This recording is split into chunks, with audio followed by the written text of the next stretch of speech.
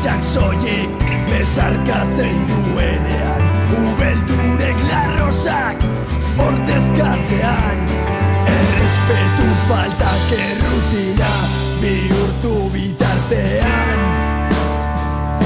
Daganeko egunen oroitzapena du droga, esperantzazko hautsez marraztuz geroa.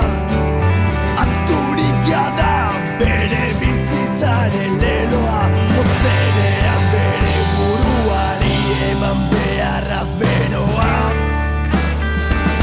Tengabeko neguak izoztu dizkio malkoak, lazkatu zen bizitzeaz, gezur ostoen basoan berak idazten dik orain.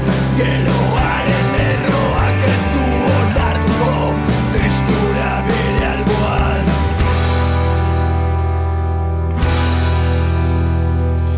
Indarrez guztiz bere itxaropenen sua, humilazioz sasituz autoestima sua. Emakume askea den pentsamen